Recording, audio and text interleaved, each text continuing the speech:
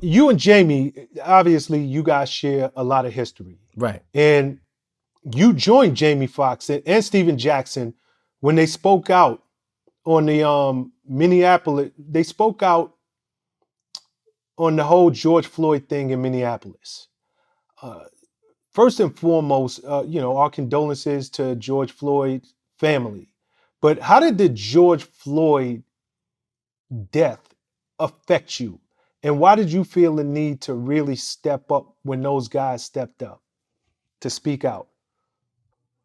Because well, this was the first time that we ever seen somebody just beg for their life and actually die. Like you didn't see the police choke people out and we all then got roughed up a little bit. I mean the handcuffs too tight and all that. We all been through that, but you've never seen somebody say pleading for his mama and calling his mama and then and all that stuff. That was just it was just a different dynamic, and he died, and it was like something I seen on TV. He's not even here no more. George Floyd is actually. I went to the funeral and seen his casket. Like he's actually gone over a a police officer not getting his foot off his neck when he was begging for his life. That's just different. That's crazy to me. It was. I've never seen such energy like that before. Just going there and just seeing the him in the casket. It was like the energy was crazy, man. Yeah, I mean, I think it was even in a social media, reality TV world that we live in, that still shocked us all. And it's hard to be shocked in this world that we live in because everything is filmed.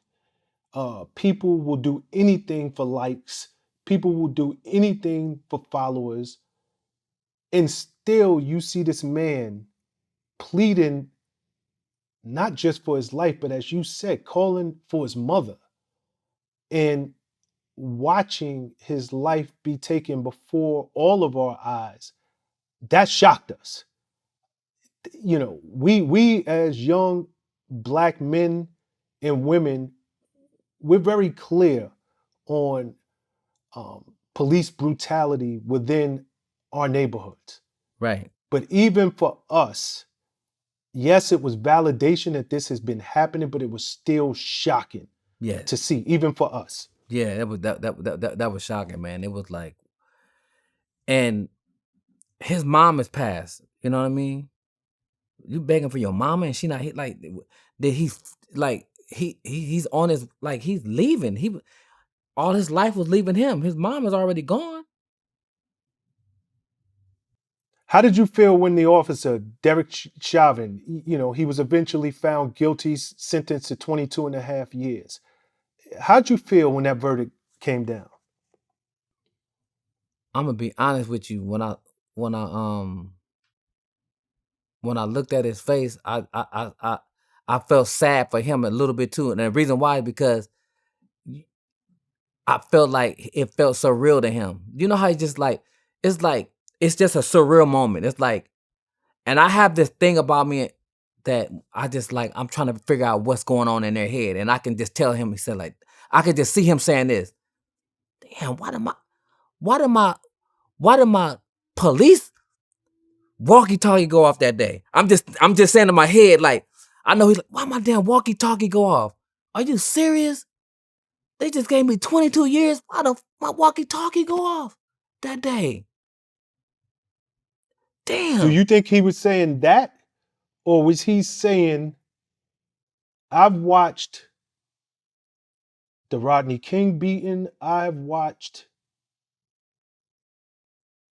dozens of African Americans Mhm. being killed, beaten, dehumanized on film. And I'm the one who just got found guilty and sentenced to football numbers. Was that what was going through his head at the time, as opposed to why did my I walkie-talkie go I off? just feel I feel like at he felt like damn because think about it. That would have never happened. It wouldn't have been a counterfeit. Whatever happened in the store, that cop wouldn't have been there. And I just feel like that alleviates him from getting that, from being there. I'm not saying, I'm saying in the sense of like, damn, what it's like going to the store and then you go in there and they get robbed. You're like, damn, why did I choose to go to 7-Eleven today? That's what I'm saying. It's not that you, it's like, damn, like out of all the days, my walkie-talkie went off and now I gotta even deal with this shit. That's what I'm saying. I'm not saying that I'm not saying that he wouldn't have did what he did. I'm just saying he like, damn, any other day, it probably would have been a different case.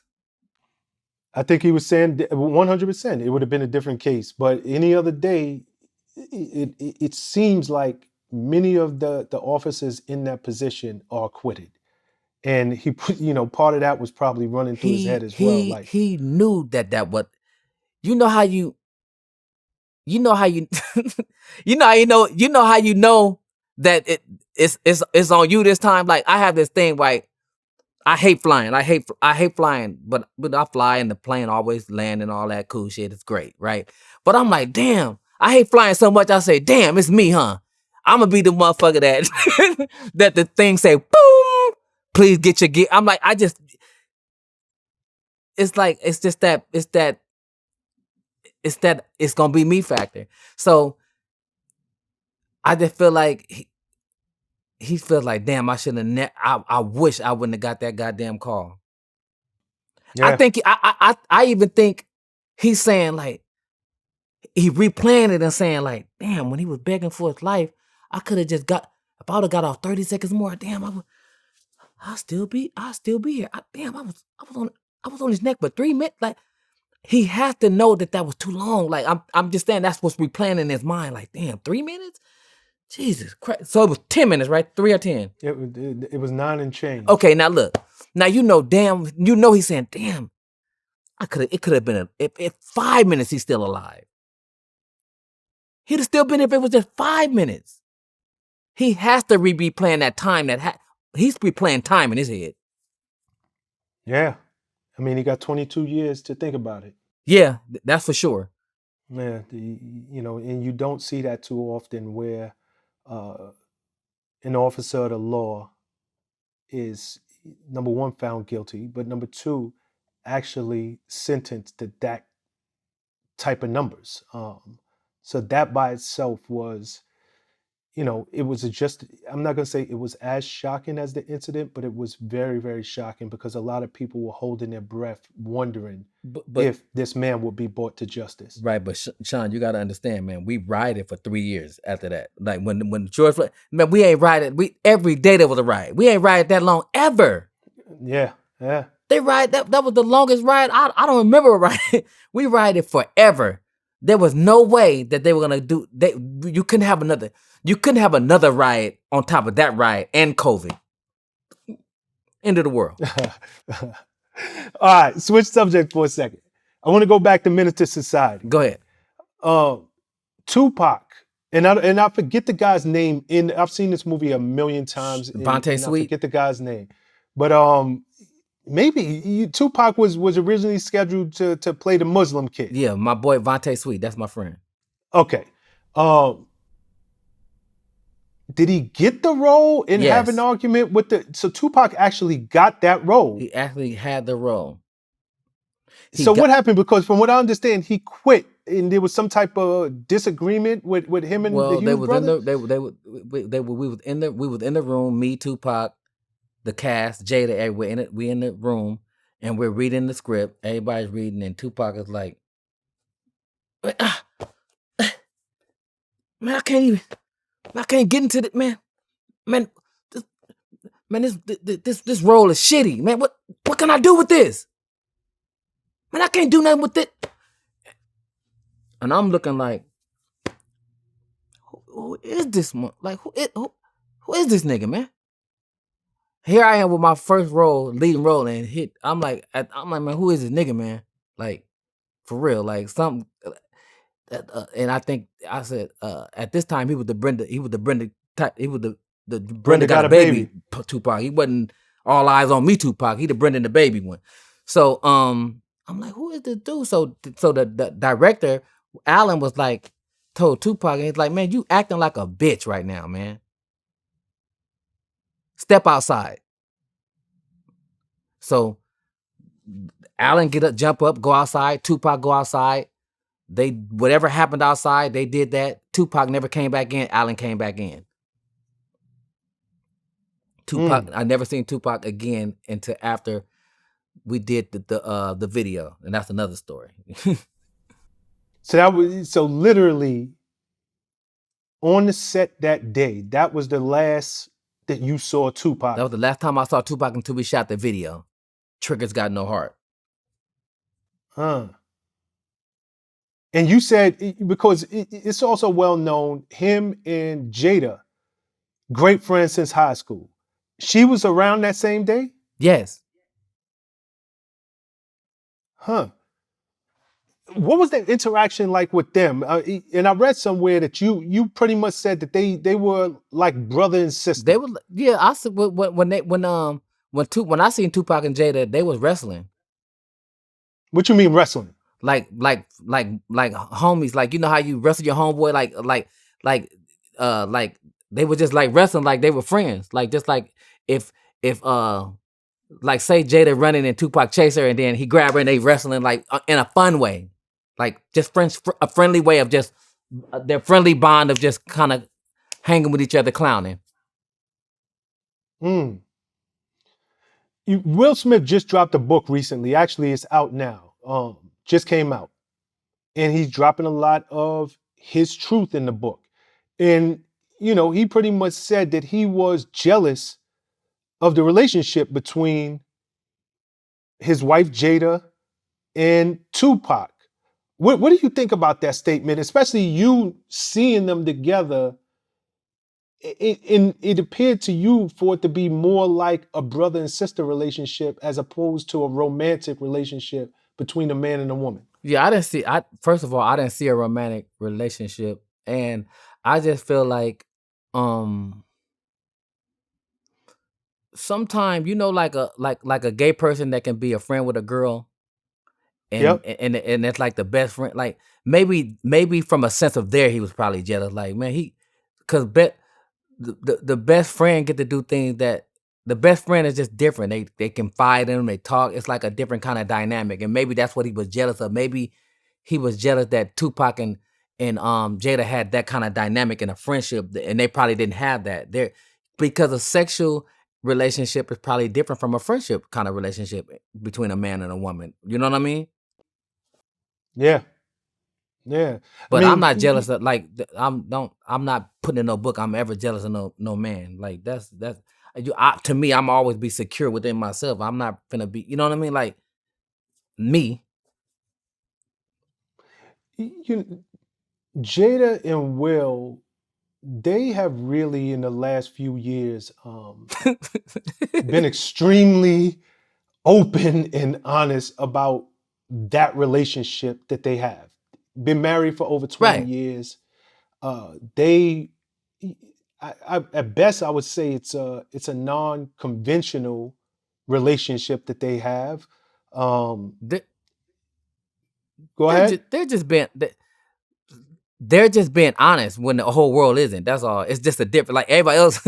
You know how everybody else just got side chicks and doing stuff. They doing the same thing. It's just more a secret. They saying, hey, they figured out how to say, hey man, like man, we kind of like what we kind of like what we like. Let's just be open with it. Opposed to everybody in the world just having side chicks and a second phone and all that kind of stuff that maybe they just say, hey man, let's just be honest. Maybe everybody else in the world is not being honest. Maybe that's what's maybe that's what's going on. Maybe nobody's honest. I guarantee you, ain't nobody you can go to, ain't nobody just gonna give their phone to their girl and vice versa and give them the passcode and walk away. Bet. Bet. Yeah, I mean they have been extremely brutally honest about that relationship. Even Jada dropped a new word on the world. She said she had an entanglement. I That got caught everybody love up. under new entanglements. Yeah, I mean, I'm not sure what's going on, but at the end of the day, shout out to them. Open relationship or not, it works for them. They're still Yeah. together, and they seem to genuinely love one another. Yeah, and that's all that matters. You gotta make yourself happy. Sometimes we do things for other people and not yourself. You know what I mean? Look, what is the how do you really feel? You know what I mean? How do you really feel? Like, are you forced to be with one person? Is that what you are? See, your body don't lie. When you're hungry, you go eat, right? Your body Yeah, say, I'm hungry. When you gotta blink, you blink. When you yawn. When you see a new piece of girl, your body reacts and let you know, hey, shit, like it. yeah, but I mean, here's the deal: we in the world we live in, it's hard to be honest, that brutally honest. Yes, that's the problem.